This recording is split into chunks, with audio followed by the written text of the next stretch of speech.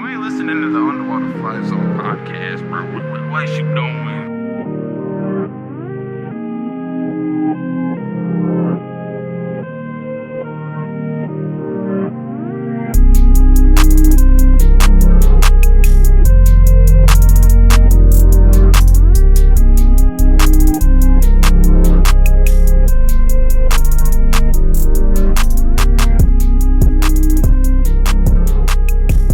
What's up, everybody? Welcome back to the Underwater FlyZone Podcast. This is episode 8 of season 5. And before we get into it here today, I just want to shout out all my homies out in Chillicothe. I told y'all I'd wear the hat in the episode. It took me a while, but I came through. Shout out to Javon and all the other football players that have been tapped in for the last couple months. I love you guys. Shout out to Chili, and shout out to our guest here today. We got Carter on the pod. How you doing, bro? Doing good. How you doing? I'm doing great. I gotta ask, how do you pronounce your last name, bro? Stancil. So I have two last names technically. It's McDonald Stancil, but it's not like hyphenated. It's a whole thing. But yep. We got Stancil. young Carter in the building, young Stancil in the building. Absolutely. Yes, sir. So me and Carter, we are pretty similar in the fact that we both. I feel like when you go to college and you join a fraternity, it kind of becomes this like cliquey, groupie thing. But me and you, we didn't care. There's those select few people in every fraternity that just were homies. Exactly. Yeah, and that was you for AKL. I felt like I was that for SIGEP, and we both ended up becoming president too. Yeah, we were presidents. Yeah, man. Like with the clickiness stuff, like I was like so against it. Yeah, me too. All the time, and I wasn't gonna be told like who I can and can't talk to. Exactly. And who I can and can't like. Exactly. I'll figure that out for myself. Yeah, bro. The way I see it, we're all people, bro. It don't matter what letters you got. I don't know. I think that the way we did college was so much better because we got to meet so many more people just from having an open mind, the bro. networking, the connections, and I was always told, like, you never know who you're going to meet. Exactly. I meet you 3 years ago, and now all of a sudden I'm on your podcast. Now here we are, bro. Exactly. Yes, sir. Exactly. Yes, sir. Dude, what did being president teach you? Man, it's a whole different sense of responsibility. I swear. Like, I have 7 other siblings, and I'm the oldest of them. Oh, really? Yeah. I didn't know that. I already had that kind of like sense of it, but this is completely different. Like these are grown men. Yeah, literally that are crazy. Yeah, they're crazy. They're in college, and some of them just make some stupid decisions, and like it's like your job to like take care of it. Yeah, it's your responsibility. It's your responsibility for other people's poor decision making. And you are also the face of your chapter. Like when people think of SIGEP, when you were president, they think of Foster. And when they think when they think of AKL, they should think of Carter Stancil. Yeah, and exactly. And that's why like your reputation needs to be like top tier, and you need to hold yourself to that highest standard. That's what president definitely taught me. For sure. I know that we both had a lot of trials throughout the time. Man, say it was stressful. That being understatement. Literally. Man. But I think for me, it really helped my personal development. Like I feel like nothing can overwhelm me anymore. Yeah, exactly. No, like any situation in life, like I've probably dealt with it. Yeah. With the year being president and the year before being vice president. Yeah, like, bro. Those two go hand in hand. Bro, you know I'm teaching elementary PE now. Okay. So they'll come up to me and they'll be like, "Hey Foster, I'm so sorry, but we have an assembly in the gym today, so you're gonna have to kind of figure it out." And I'm like, all right, that's cool. Right, cool. And they're like, wait. And I even had my art teacher. She was like, "Are you not freaking out right now?" And I was like, "No, I'll figure it out." Right. It's like that goes back to being president. It's just you are thrown in situations, and it's like, all right, cool. I told Macy this all the time. Add it to the list. Right. Just add it to the list. Nothing's overwhelming me. Just add it to the list. Like anytime you plan an event or set something up, every single time it has never gone straight to plan. Never. Never, bro. So Never. You always have to be ready and Dude. adapt. And yeah, that's definitely built my character. For sure. Stay ready so you don't have to get ready. Yeah, I'm telling you, bro. It really taught me a lot about keeping a good reputation, too. It's like every decision I made, not that I really made too many horrible decisions before, but I was just like, I know a spotlight's on me. If I slip up, there's that anonymous Twitter app, Yik Yak. They will tear me up. Oh, dude. They'll tear me up on there, bro. You do not want to be the hot topic on that app because it spreads like wildfire. Then all of a sudden you are all over campus. For real, bro. Yeah, no. Oh my goodness. Well, I just had to ask you about that because I know that, not many people can relate. I try to tell people how stressful being president of the fraternity was, and they're like, come on, bro. Like, it couldn't be that bad. I'm like, you have no idea. Like, just go do it for a month and see how it is. Dude, a month? No, probably 2 weeks in, I was like, I'm about to drop. Like, ain't no way I'm doing this. Yep, and you ain't even getting paid. Like, this is free. This is free volunteer work. Dude, I've told people this. I think I didn't sleep for 4 months. Yeah. Like, I would be asleep, but not really. I'm just thinking of, like, all the things I had to do. I'd be, like, eyes closed, but brain on. Week after week. Literally, week after, and, like, especially we have, like, big philanthropies coming up. Yeah. Like, oh, man. Oh, my goodness, dude.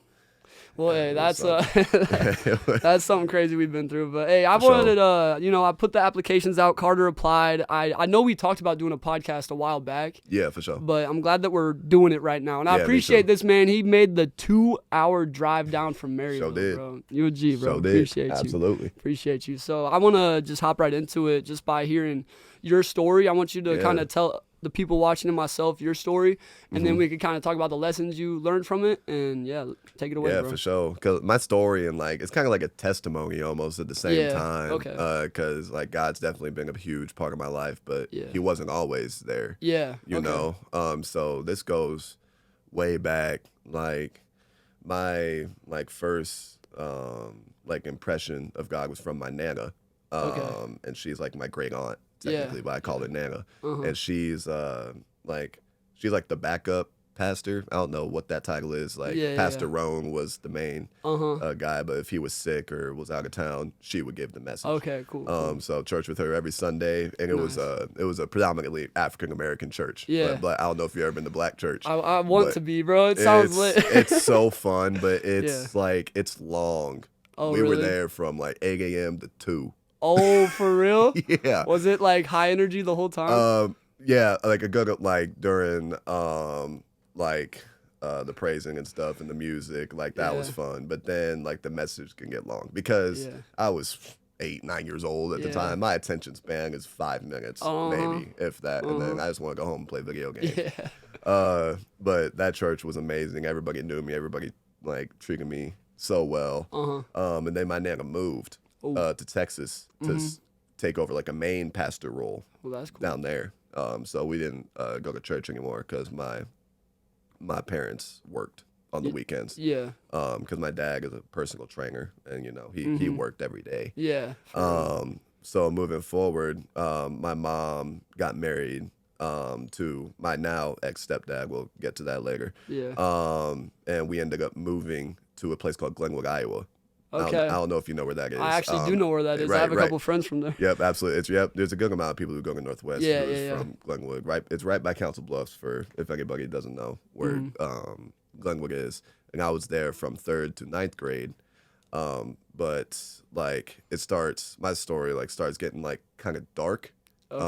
When my stepdad at the time, he was a firefighter from Omaha, and he got in a pretty bad accident. While he was in a fire, he fell through like 3 stories of stairs, and like he got like a pretty traumatic head injury, tore both of his ACLs. Like, it was bad. And then after that, it was like he was like a completely different person. Yeah. And like my childhood was like completely ripped away. At the age of 11. And like a lot of people like don't know this about me, but like we were not like I did not come from a very great background. Like after that happened, it was very traumatic. Yeah. And like we were not rich by any means. Like we weren't even middle class. Okay. And what people don't know is like we used to have a house that was like right by all my friends. And then after the injury he had, we moved like out in the middle of nowhere. Basically, it was completely isolated. Like the closest neighbor was like a mile away. And there was no house there either. Like there was, but it was completely broken down. Yeah. But what was there was like a huge like Quonset or a shed, like a big silo. Okay. Like a half silo. I don't know how long it was, but it was long. Yeah. And he wanted to build a house inside the shed. Yeah. So it was like a shed house.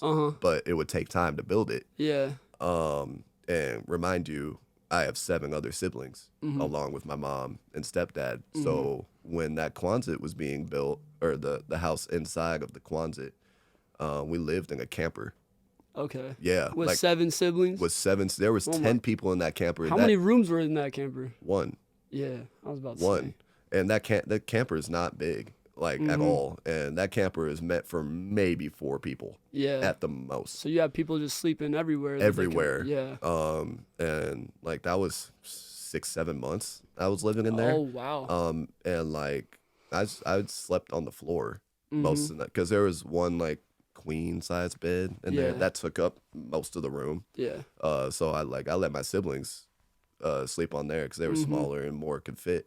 And I slept on the ground in a sleeping bag, like, with a And how old were you at this time?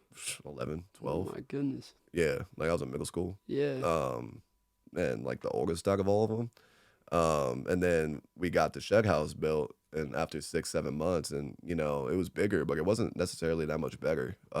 Like, again, there's 10 people in that house, and there's one bathroom, one room. There was like a boys' room for me and my brother CB, and then there was a girls' room because I have a lot more sisters than I do brothers. Yeah. I have 5 sisters and 2 brothers. Then there was a girls' room, like all the girls were in there. And then there was like the main living room, and then there was my mom and stepdad's room, and then there was like a gun room because he was a hunter and he had like a bunch of guns, ex-military as well. And then there's a kitchen and 1 bathroom. Yeah.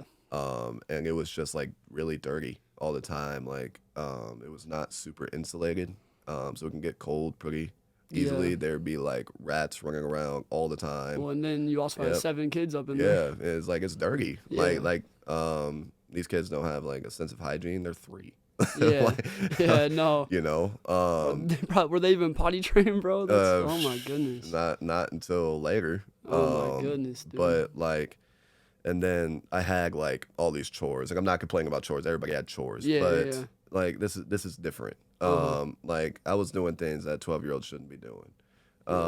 Like, I was doing everyone's laundry, like everyone in the family, including my mom's and like stepdads, doing all the dishes, taking care of all the animals that I didn't want. Like, we had chickens, rabbits, cats, dogs. The only thing I wanted was a dog. Yeah. I didn't want any of these other animals. Yeah. We ended up having goats at one point.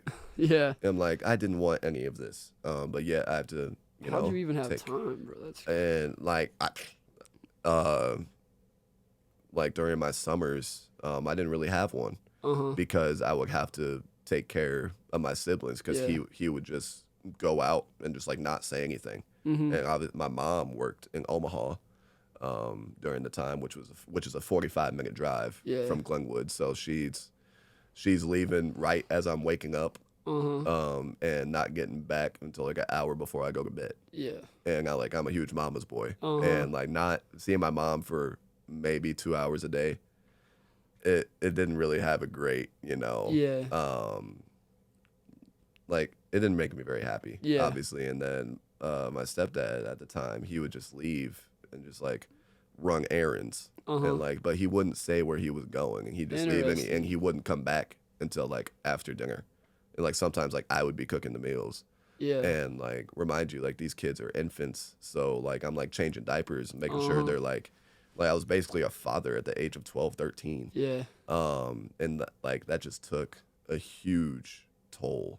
And like, the things that I was doing at that age, like, other parents would applaud their children, but it became an expectation for me. Like, I didn't really get any positive affirmation for what I did. Yeah. I was told like, well, I give you an allowance, don't I? Like, that allowance is like $20 a month. So no, like, I didn't really get it. And sometimes like going out to eat. I was like, that's what parents do. They take their kids out to eat. Yeah, literally. And it was just hard because it was just a very toxic household ever since that happened. And my mom, she had to, deal with a lot. And like, we would find out that like, she got pushed towards alcohol for all like the abuse that she was going through. And she would like have to go, she went to rehab for 3-4 months, at one point. And that was tough. Yeah. That was really tough. I saw her maybe once that entire time. And like that was some of the most like I didn't really know what to do. Like, and then moving forward, like, they ended up getting in this big argument. And like I still remember it vividly to this day. Because like Glenwood was the spot I wanted to be. But I ended up moving out after this. And I had like my whole plan set up with Glenwood. And I'm like, we were going to be super good at basketball. We were going to be super good at soccer. And then this argument happened basically where they were just screaming at each other. And he told us to go into the back room, like me and all my siblings. And he like took my phone away. And like any electronic that was in the house, he took it away. So like I couldn't call anybody. Which is scary. And then like 30 minutes later, my mom came back, said she was gonna run and get help. So after that, she like burst out the door, trying to run up the road. And remind you, like the closest neighbor is like a mile away, and she wasn't faster than him. But I could like there's a window in my room, and I could like see him like tracking her down. And like seeing him grab her and like force her back in the house, it terrified me. And that was like the first time I ever cried like in front of my siblings. Like 'cause I wasn't a crier. Like even if I was getting yelled at, screamed at by him, like I wanted to look strong. You know, because if they see me down, then what's that's gonna show them. But I cried, like I didn't know what to do. So the next morning I woke up and I saw like bruises on her arms. And I'm like, I can't do this anymore. So I ended up transferring to Bennington High School, which is in Nebraska. It's right by Omaha. And I finished out high school there. But first off, like a lot of like there are a couple of Glenwood people who know, like my close friends, who know exactly why I moved. But the majority of them just like didn't really know why. And I never really wanted to tell them either. And that's part of my story too. And like kind of the message I want to give today is like about like opening up about these things. Because like my personality is so like outgoing and extroverted, and all this, but like people watching this today who know me, like this is the first time they're ever gonna hear this stuff. Me right here, bro. Exactly. And like you wouldn't think that I was raised in a isolated, not at all abusive household, like and like super traumatic. But the real issues like started when like I want to say it was like maybe junior, senior year. Because when I initially moved, I was very relieved. Like I was just excited to, you know, move in with my dad and my stepmom, and you know, they do very well for themselves. And it was a nice like new beginning. But then I started feeling a lot of guilt after like a year. I started feeling like I abandoned them. I abandoned my siblings, like knowing that they were still there. And like I would just, you know, like berate myself for it. Like how could you do that? And this continued, you know, for a long time. And you know, luckily, you know, obviously they're not together anymore, and my mom has her own spot. But like this became an issue for me for a long time. Like that's where like my abandonment issues really started. And like I never really forgave myself for what I did. And it started causing me a lot of problems. And like going into college as well. So like moving forward through college, like it wasn't really super crazy. Like obviously I joined AKL in 2020. And then it wasn't anything like super crazy at all. It was just, you know, normal frat kid, you know, responsibility. I didn't have a ton of responsibility yet. I was like intramural chair. In scholarship. We're the same. That's what I was. Yep, exactly. In scholarship chair. So I was like checking grades and making sure brothers were playing sports. Like that's all I was doing. It really wasn't that difficult. And then I started dating this girl my sophomore year, and we were talking for a while, like the whole fall semester. Then we started dating the second semester. And we ended up breaking up that summer. And initially it wasn't that bad. But then we talked about getting back together. And like I won't go into super details about that, but like it just didn't work out. And I was like really, like heartbroken. Mm-hmm. And that was like a real huge like turning point in my life because I had like never felt that way before. Yeah. Like I had girlfriends in the past, but there was just kind of like we just knew it wasn't gonna last. Mm-hmm. It was just little high school flings. Yeah. But like this one was different. Like this one, I was genuinely like super sad. Yeah. And like confused about like why this was happening, and I would just come home and like cry like every day after class. Yeah. And it was hard, and like I'll mention some of you guys know him, Caleb Allen. I'll mention him here in a second. If you watch the podcast, you should know him. He was on episode 10. He is season 4. He is a huge part of my life, and when this heartbreak happened, I started like doing things I'm not proud of. Like I started drinking a lot. Yeah. And like I'm not a drinker at all. Mm-hmm. Like specifically because I didn't think it tasted very good.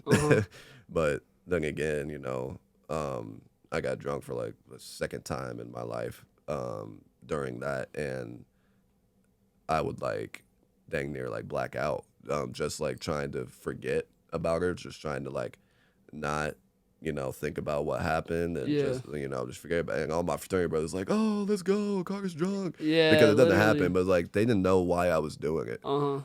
And like I was not okay, and I was just doing things for the wrong reasons. I'm like I don't think ever getting drunk is a super, like there's never a great reason for that. Yeah. I know it happens, you know, it happens to me sometimes too, but for that specific time, like I was doing it like every weekend. Yeah.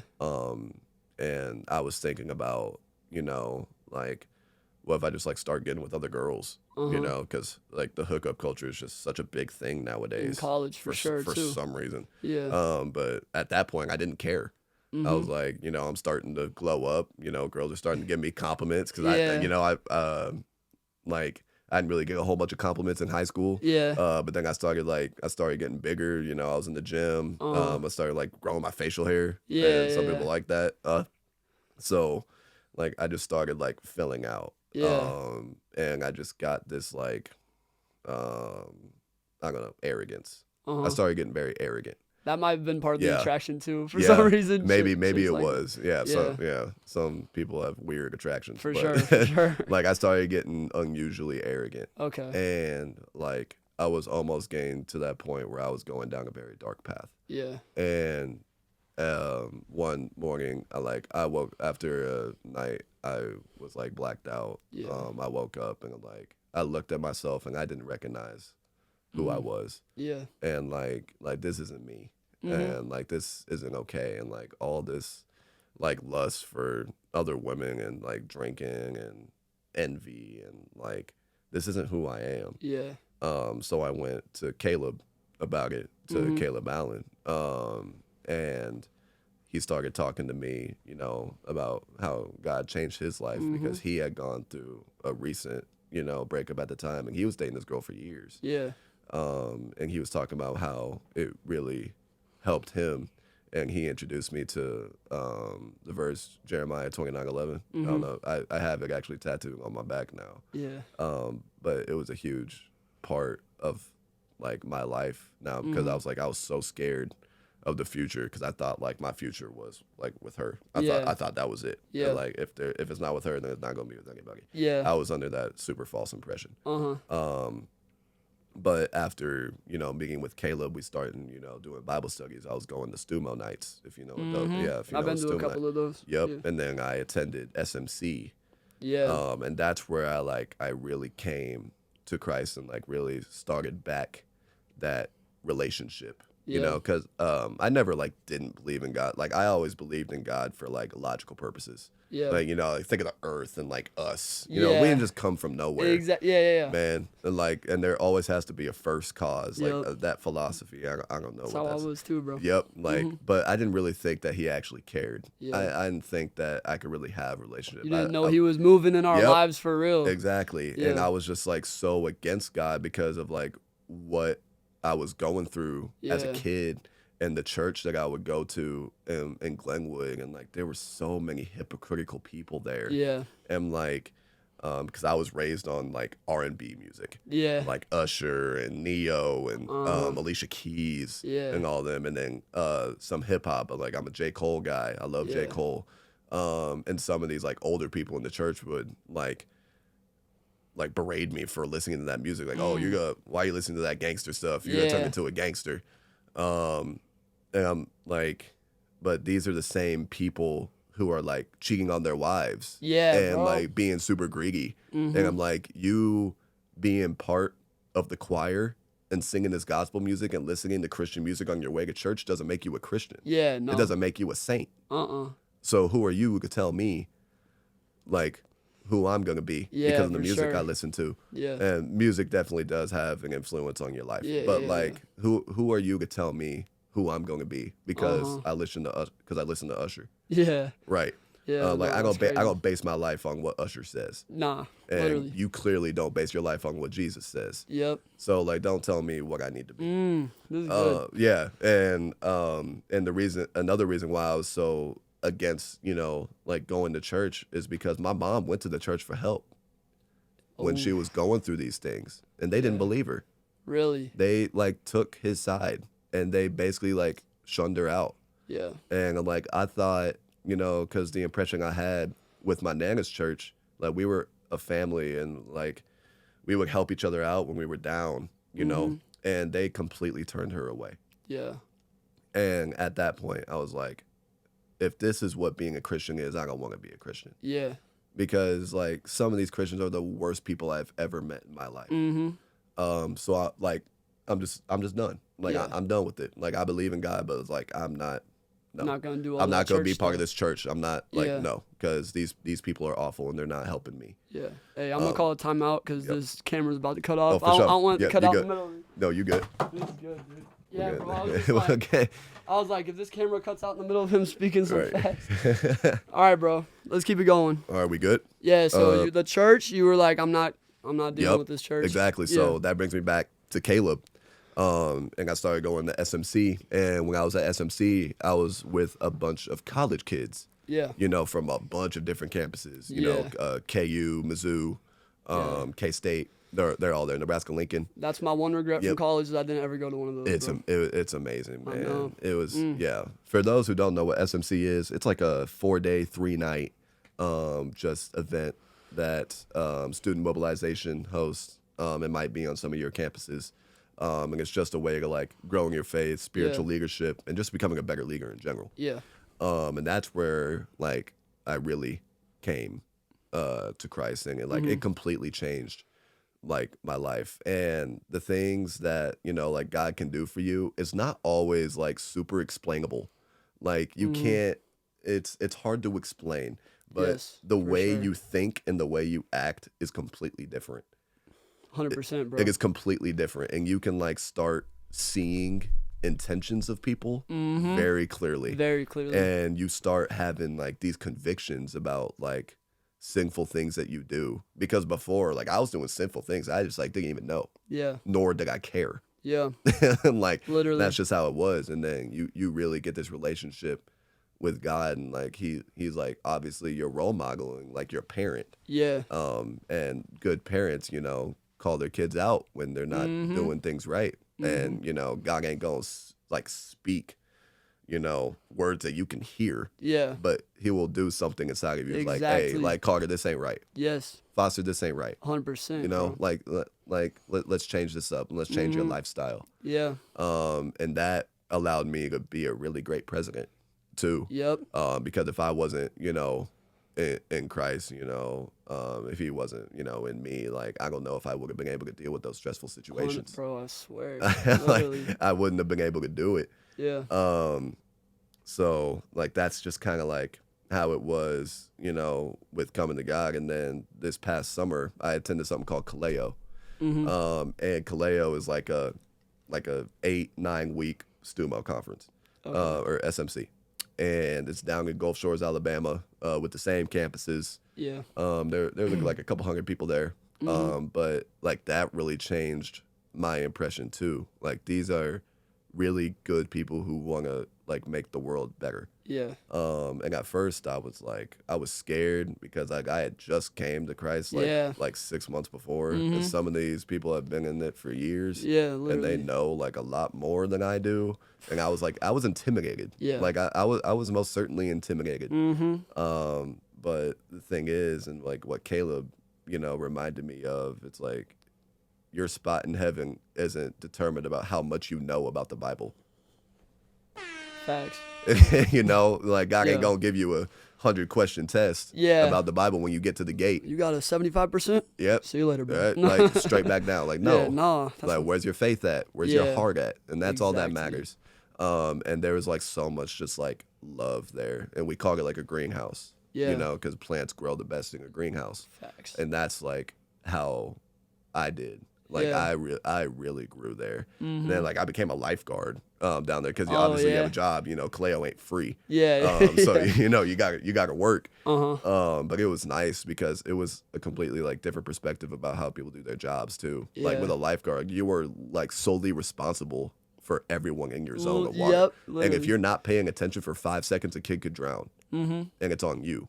And like, and I don't know if I'd be able to live with myself. Yeah. So, and like, I loved like learning new things too. So, because I had never been a lifeguard before. Yeah. No. So I learned like a bunch of different things with CPR and like a bunch of different saves. Like if someone breaks their neck in the pool, like how to get them out without hurting them more. And like it was just very like eye-opening. Yeah. About like.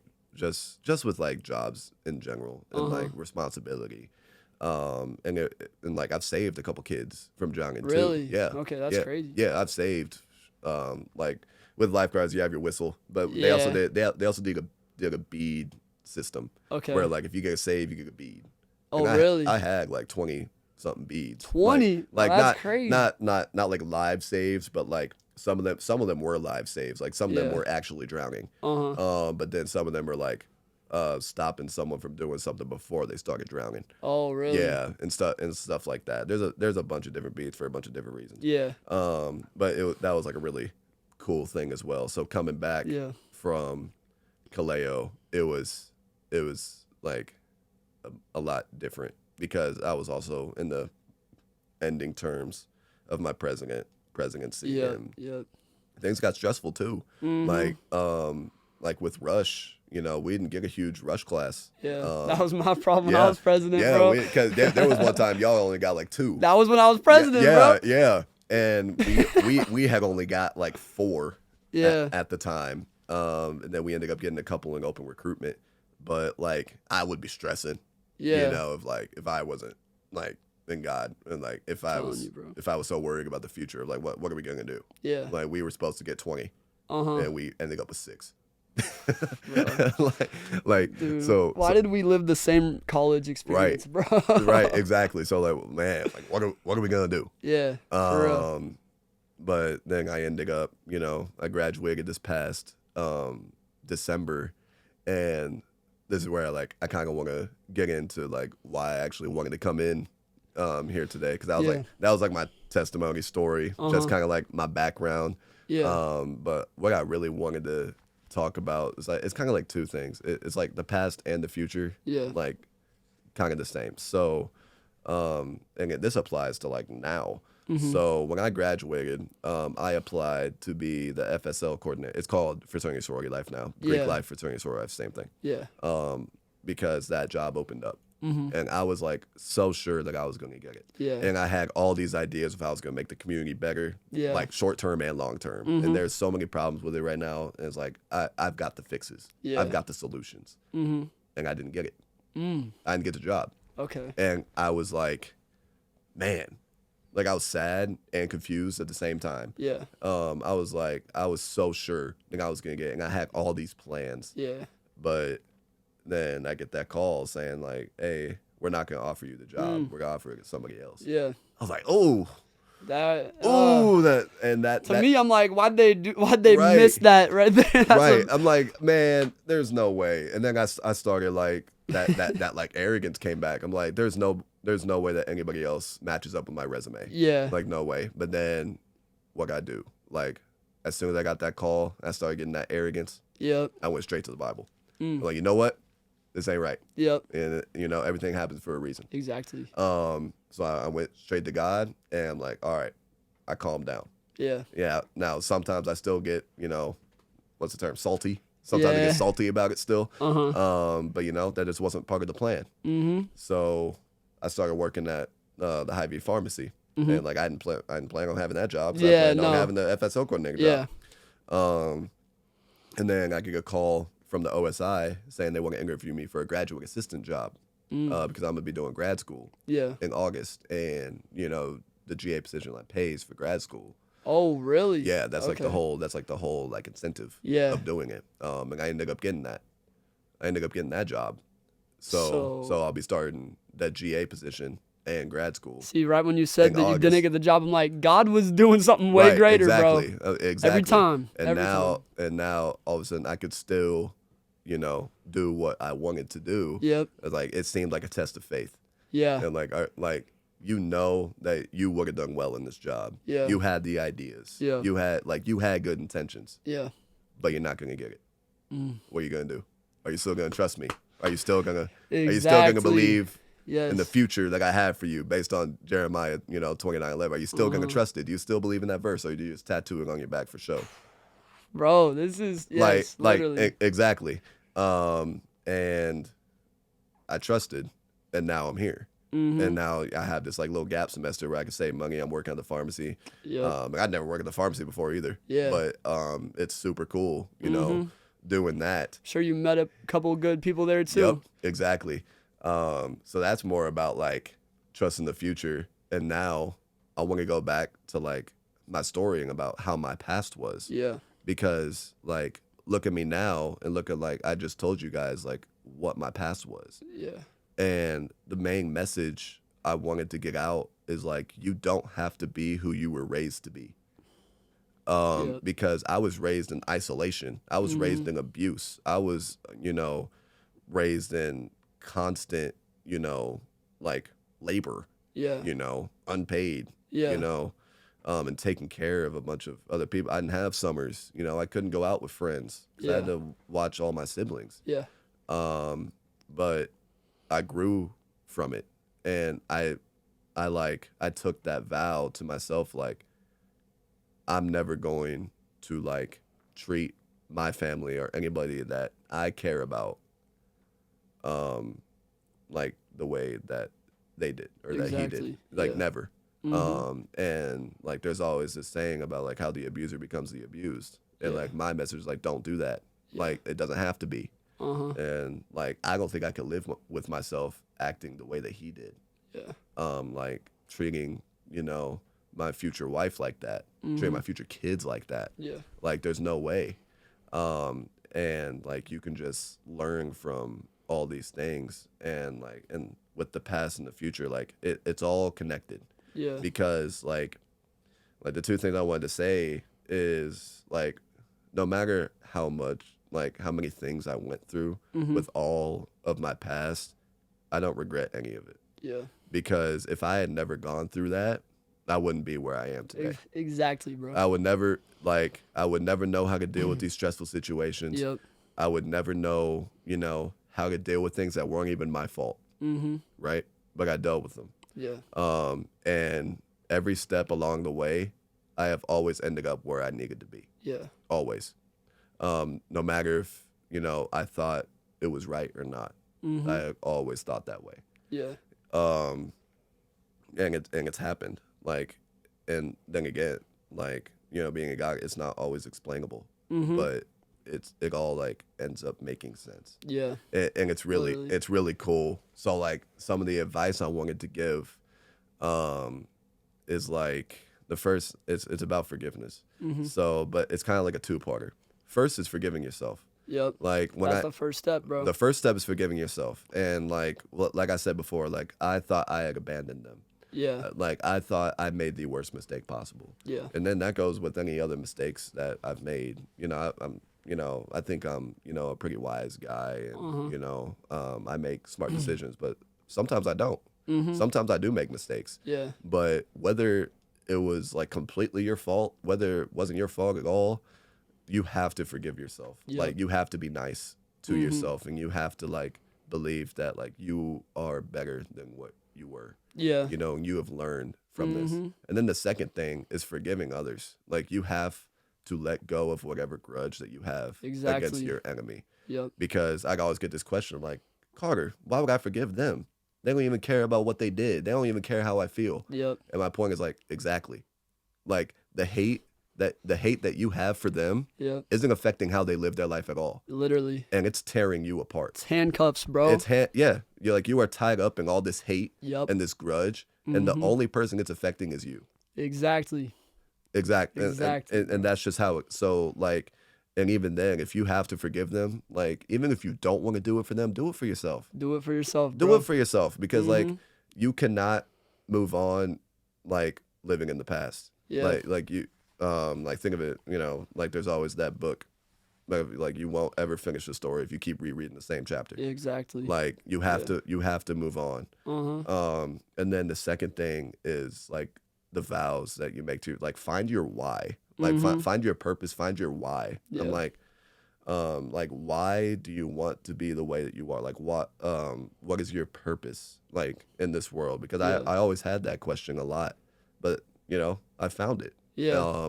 And, like, I think I'm a living example of, like, you don't have to become, like, a product of your environment. Exactly. You don't have to, you know, be that kind of person who's isolated. And, like, I'm the complete opposite of what happened to me. And like, that's my why.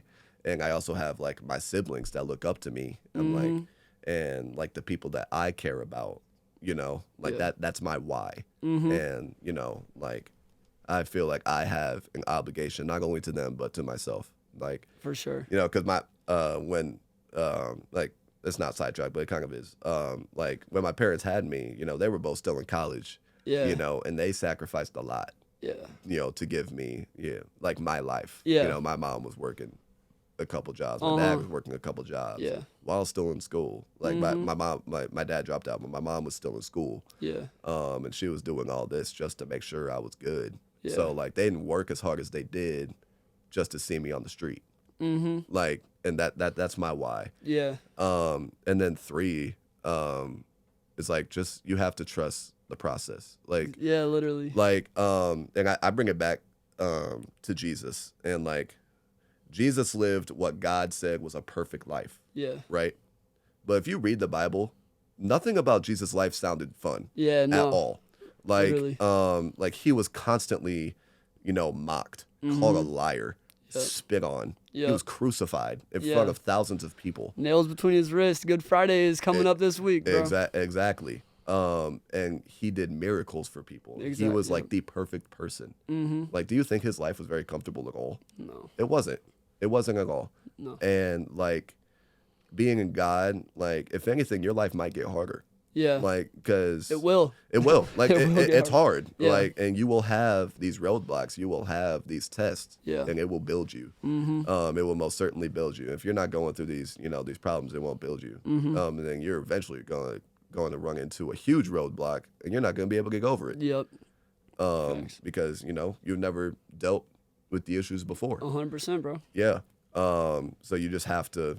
You have to trust, like, because you're going to be uncomfortable. Like, I was uncomfortable this past, you know, when I found out I didn't get the job. Yeah. Like, I didn't know what, like, I thought that was my future. Yeah. Like, I was going to be here for 3-4 years, you know, make the community better. And then I'm going to go with my master's degree and do something in that. Yeah. But no, that didn't happen. And then I started getting pretty uncomfortable. But I kept trusting the process. I kept going. And now I have this. Now, something better than you even dreamed of, bro. And now I'm here telling thousands of people. Yeah, you know, hopefully. Yeah, exactly. Yeah. So, like, what? I had something on my mind that I was going to say. Bro, that's been me this whole time. I had something that I was going to say, and it was, like, really good. But everything's been really good, bro. You know, we're 43 minutes into this right now. We're 43 minutes We're 43 minutes in. I'm just been watching this. I'm just like, I'm not going to say a word. You are killing this, bro. When I made this podcast, I made it for this right here, bro. Really? I've been sitting here thinking, like, bro, I've been doing this mental health season. It affects me, bro. Yeah. Hearing these stories, always talking about mental health. it's like, gosh, this is tough. Man, yeah. It's tough. Like this is the 8th episode of kind of tough things to talk about. Yeah. But in the past couple days, I'm like, dang, it's been kind of weighing down on me. Right. But during this episode, I'm just sitting here, I'm like, it's all worth it. Bro. It's all worth it. You coming in here right now doing this. Yes. Thank you, bro. Yeah, absolutely. This is amazing. I think I remember. Bet. I think I was good. So, the other thing I want to say is like to not run from your problems. Like I was running from my past problems so much. Yeah. And it's like, what's that metaphor with like the snail chasing you? Like, do you ever see that meme? Something about, like that. Like, would you like take the $1 million or like, would you get $1 million every day, but a snail is chasing you your entire life? Yeah, I have. And seen if that. it touches you, you don't get the money. Oh my. Or goodness. you have to give all the money back. Yeah. Something like that. And that like you can think of your problems as the snail. Facts. And you know, it's eventually gonna catch up to you because the snail don't sleep. But you do. Exactly. And sometimes you get lazy. And then eventually it's gonna touch you. Yep. And eventually you're gonna have to deal with that problem. And the longer you run away from it, the harder, it's gonna be. Bro. And we also like we have to be there for one another, because God is a foundation, but there are billions of people, trillions of people in the world. Yeah. And like it is very, like explicitly said that we are not meant to be alone. For sure. We are not meant to just deal with our problems by ourselves. That's the reason why, there's so many of us here. Yeah. And there's such a like negligence against people speaking out. And that's why I didn't speak out for a while, because it was seen as, seeking attention. Talk to me about that. It was a widespread thing about, you're not actually going through anything. Yep. You're just trying to get pity out of people. Yep. It's like, so do you want us to say something or not? Yeah.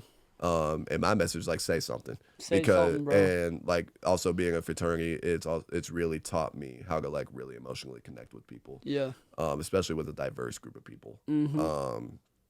And it's like it's completely changed like my mindset. Yeah. About that, and we just like we have to be there.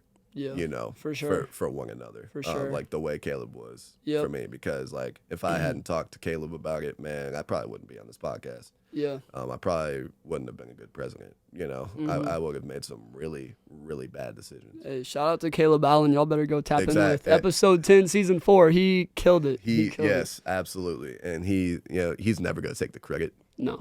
He never will, because I gave like this story this testimony / story to the church that I went to at Kaleo. Oh, really? Yeah, I gave it, and like I didn't know any of them. Yeah. But I had this I felt like I had this calling to where I needed to share the story to be an inspiration. Yeah. And to change people's lives.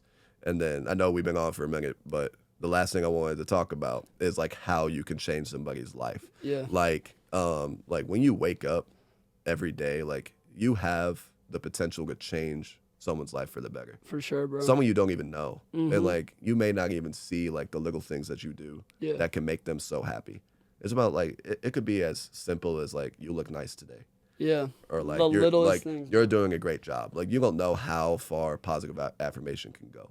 Because like I didn't get positive affirmation when I was, growing up. Yeah. And that's something that I like, but I never, sought the affirmation because it was expected, right? For sure. So everything I did, I just thought of an expectation. Yep. But when I get this affirmation, it's like, man, it makes me feel a lot better. It does. Because words can hurt.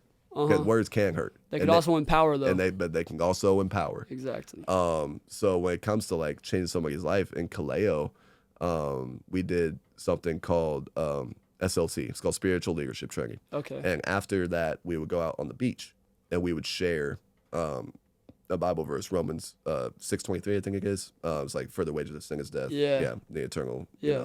Gift of God, stuff like that. And I was walking on the beach for like an hour, trying to find somebody to talk to. Yeah. And I was about to give up. I was like, Were you getting rejected? Yeah. So I'd get rejected. Sometimes they would just leave, like, because we were like, our target market was like kids around our age. Yeah. That looked around our age. And I was about to leave, but then I saw someone at the corner of my eye before I was about to turn around and go back. And his name was Chris. Okay. And I walked up to Chris, and he was actually high at the time. Okay. He was high on something. Yeah. But he was listening to what I was saying. Yeah. And he was like responding and asking questions. And I gave him my number about it, and I told him like it'll take 2 minutes, and we were there for like 30. Wow. Yeah, because he was just listening and kept asking questions. Yeah. We eventually left, and that was like the last week of Cleo. 2 weeks later, I get a call from a random number. It was either Texas or Alabama. I can't remember if they actually lived in Alabama. Yeah. But it was Alabama or a Texas number. Like, I have no idea who it is. And they kept calling me. Oh, really? Yeah, so it wasn't a spam. Uh-huh. So I ended up, I called them back. Yeah. And it was a lady on the phone. And she was like, hey, is this Carter? I'm like, yeah, like, who's asking? It's like, this is Chris's mom. And I was like, oh, sweet. Like, they called back, because most of the time they're going to call back. Yeah, because yeah, we did SLT every week. And you always leave their number. You always leave your number. Yeah. I never got hit back, except this last week. The last week at Kaleo, I got hit back by his mom. I'm like, oh, hey, how you doing? It's like, are you the one who talked to my son about, Romans and like, being a God? And I was like, yeah, Chris. Yeah, like what, like, is he doing? Like, how's he doing? Like, and she hit me with the news that like 2 weeks after I talked to him, he died. Oh. Like, yeah. He overdosed, I think. And that like hit me because she was crying, but it obviously she was grieving. Yeah. But then again, it was also joy because she told me that after I talked to him, he really like got right with God. Really? He really, yeah. Like, you might have saved that man. I have chills. I literally have chills. He came back to his family because his cousin texted me too. Her name's Jackie. Yeah. And they both hit me up saying that like he came back to them and really talked about like what I talked about with him, and he really got right with God. Yep. And being in God doesn't mean you don't misstep. It doesn't mean you don't relapse. Yep. Is what we say. Yeah. And unfortunately, it looks like he relapsed. Yeah. But then again, I may have saved that man's life. Yep. Eternally.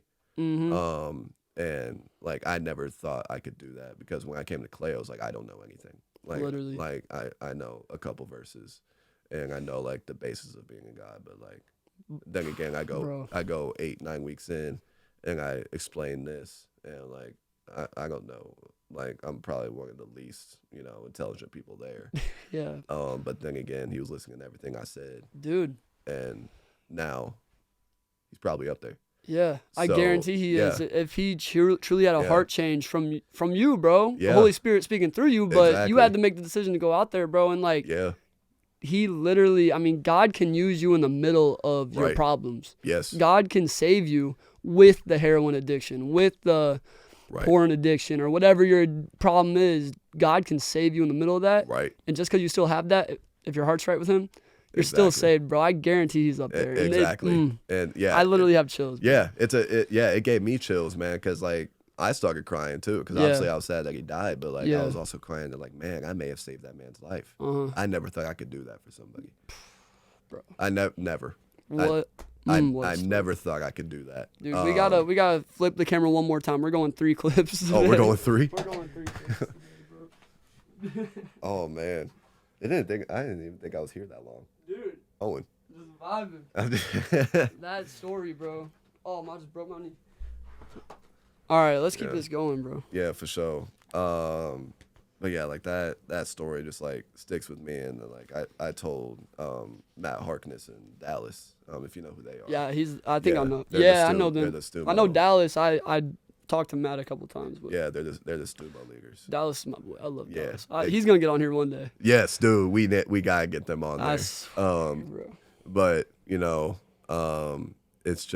it's really cool seeing like where I've come from and like what I could do potentially, with everything that I've gone through, and just a reminder for those like listening or watching, like being God don't mean you perfect.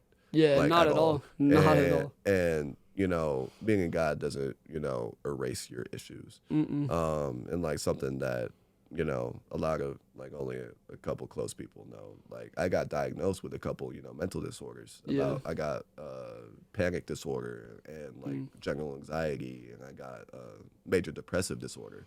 and I started taking medicine for it. Yeah. And like that's something I didn't think I'd ever have to do. Yeah. But I would just constantly get this feeling of anxiety, like something's wrong. Yeah. Like I would always feel like I was in the middle of a tied state championship basketball game. Yeah. Where there's 7 seconds left for no reason, and I'm taking the last shot. Yeah. Like always, I would always feel that way. Okay. And like when you're anxious, you get that tight feeling in your chest. It was constantly feeling that way. Mm-hmm. And like I'm in God, and I'm like, man, I think like what's going on? Yeah. But God also has doctors and psychologists. Yep. And these medicines that are meant to like help people. Yeah. So sure. it's also about goes back to like we need each other. To help each other out. And that's what I did. I finally sought help about this. I'm like, I need to know what's going on. It's like that story. It's like this guy's drowning and a boat comes by and he says, hey, you want me to save you? He's like, no, God's got me. Yeah, exactly. Boat takes off, another boat comes by. You need me to save you? No, God's got me. Right. Dude drowns up in heaven. God says, and he's like, why didn't you save me, God? I did. God's like, I sent you 2 boats, bro. What you mean? Exactly. Exactly. Like we are meant to, help each other out. All good is from God. If there is medicine out there that is helping your allergies, helping your mental state, bro, that's from God. Right, like, especially the allergies, man. Like completely off topic, but if I go take an allergy pill every day, I am awful. You know what's crazy is I took allergy medicine for like 4 years and I quit taking it because I felt like it was messing with Zyrtec, bro. I don't know if anybody. Zyrtec, I take it was Zyrtec. Messing with my brain, bro. Like, I didn't tell anybody this, so if my parents are watching, this is the real reason I quit. Man, am I supposed to stop Zyrtec now? Dude, no, I don't know if it was just me or not, but I felt like my brain was, because I ran out of it, and I was in college, and I had no money, so I couldn't buy any. Right. My allergies didn't get any worse, but my brain started not feeling so cloudy. I always felt like I was, like, kind of out of it. Right. But that kind of went away. Exactly. I don't know, dude. I don't know, bro. It affects everybody differently, maybe, but I haven't got back on exactly. it. Maybe that's why my throat always hurts. But I know, yeah. we've been on this for a minute. I don't want to, take up a whole bunch of time, but just like to end it off with like what I wanted to say. It's kind of 2 things. Like I said, I'm a huge J. Cole fan, and one of the J. Cole verses that he has, I think. It's a song Kevin's Heart, I think. I don't know. I was just listening to that the other day. It was Kevin's Heart. And he says, what's done in the dark will always find a way to shine. Always. And that can go both ways, good and bad. Exactly. Good and bad. Exactly. So that's up to you. Like, are you going to develop yourself? Or are you going to learn from your past to give yourself a better future? Yeah. Because what you do in the dark by yourself will always shine. Yep. And like I vowed to make myself better. I vowed to say, like, I'm going to say no to these things. I'm not going to be this way. Yeah. And, like, this isn't going to be my future. I did that in the dark. And, like, I didn't tell anybody about this stuff. Yeah. And now we're shining. Now we're here on the podcast. I gave my testimony to a church. Yeah. I was president, vice president. Big stuff, bro. Oh, big stuff. I'm starting grad school. I'm going to get a master's in Bigger things coming, bro. Bigger things coming. And, like, you just... I know it's so much easier said than done, but you can't, let your past keep you from your best. Exactly. And that's like the main thing that I want to leave off of, like, just like be better than yesterday. And like, even if you're not where you want to be, know that you're better than who you used to be. Exactly. And that's like, that's the main thing. Because I know I'm better than who I used to be. Yeah. And I think I wasn't like a mean person. But God knows your heart and God knows your thoughts. Yep. And God knew you weren't okay. Yep. And I wasn't. Yeah, for sure. I wasn't. And that's where I'm at. You could pretend to the whole world, but you can't fake it from God, bro. And I ain't saying here talking like I don't still have problems. I told you. Yeah, literally, we all got problems. And like I'm still dealing with my own, issues and trauma that still came from that. But I'm not using my past as an excuse. And I think a big switch that I know I had in my life that you probably had too is you have more hope now. Once you found God, it's like, okay, all these problems that I'm working through, there's actually a reason for this more than just I got to be here for my family. It's like, no, God loves me and he wants to see me in eternity. So it's like, I have hope that your life really is worth living. This isn't all just for some, end game where we die and it's over. It's like, no, life is a speck of sand on a beach, and that doesn't even compare to eternity. Right. But that's just like visualization. Your life is worth living because eternity with God makes this pain that we face on life worth it, literally. Right, because like you have to believe in yourself that you were worth Jesus' sacrifice. Because Jesus thought you were worth it. Because if he didn't, you wouldn't have gone that cross. Love is sacrifice. What better sacrifice than the love that Jesus displayed for us, bro? Easter's coming up this weekend. Exactly. Oh, man, I keep thinking of things. I keep saying last thing, and then I think of something. We don't need a last thing. We can go all day now. I keep saying last thing, but I keep thinking of something else. So it was something that you said. I said? Yeah, it was a episode. I think it was with Macy. Probably me and Macy of this season. I was listening to a couple days ago, and you talked about how Kyle's suicide really affected you. Yeah. And like how the enemy wanted to use that to get to you. Oh yeah, for sure. And that like reminds me of me, like, and Caleb taught me this too. Like shout out Caleb again. Yeah. But the devil ain't stupid. Like the devil is a very wise person, creature, being. True. Very wise. And if you're in God, he knows he can't get to you. Yeah. But he can get to those who you care about, who aren't in God. Yeah. He definitely can. And I care about a lot of people, and he tried using them to get to me. Yeah. And at some points, like it worked, like with my ex-girlfriend.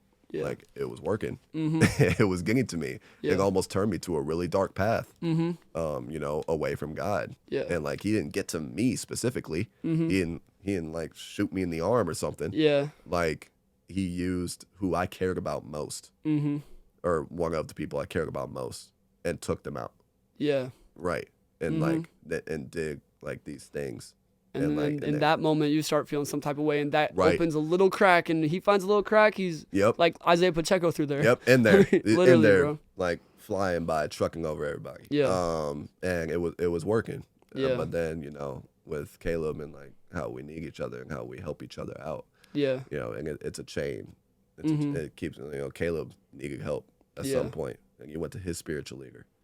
Caleb's now my spiritual leader. And then I'm going to be somebody's spiritual leader. Like I could have been Chris's at that point. But then also we have people in my fraternity that I talk to, God about in our Bible studies. And like, I'm going to be more spiritual.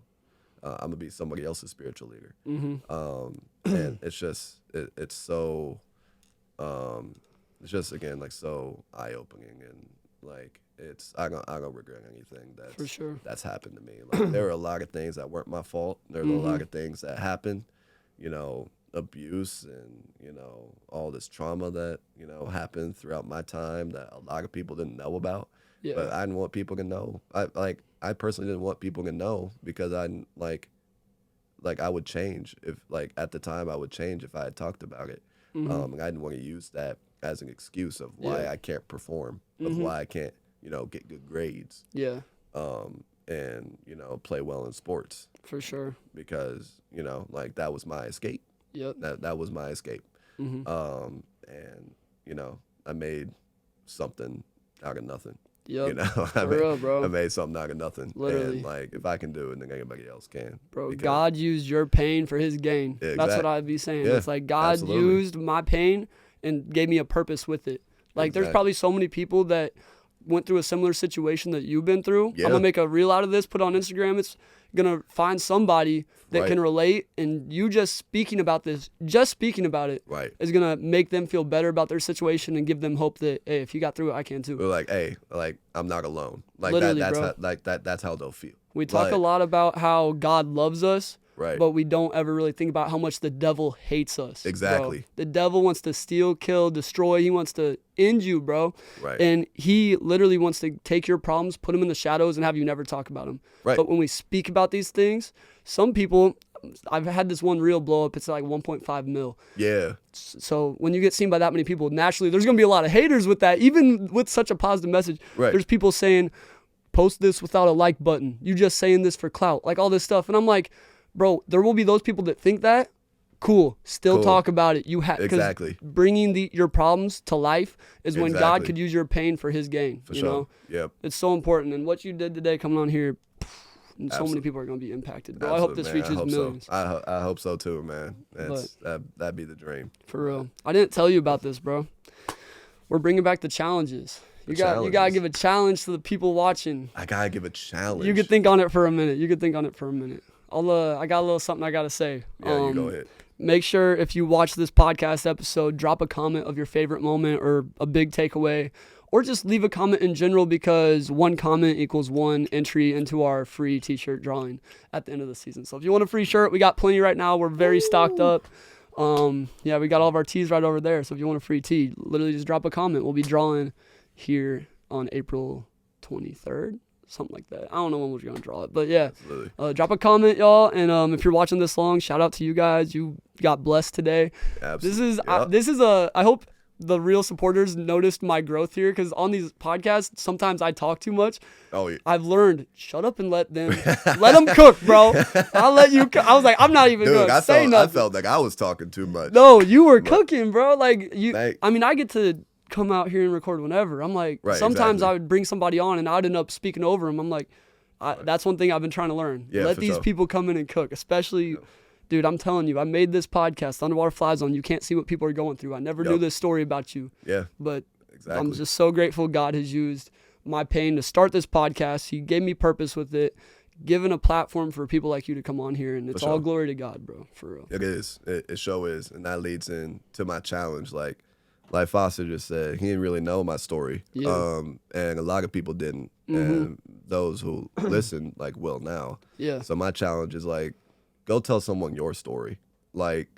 Be open about it. Don't feel like you're seeking attention, because your story is important, and your story makes you who you are. Exactly. And it builds you. Exactly. And you never know whose life you're going to change if you tell someone your story. Mm-hmm. So that's my challenge. Please, don't keep it boggled in. Don't keep it boggled in. And tell somebody. It doesn't have to be on a podcast. It doesn't have to be on an Instagram Live. I remember the first time I ever told my story, it was like a month after Kyle died at a church youth group, little circle thing.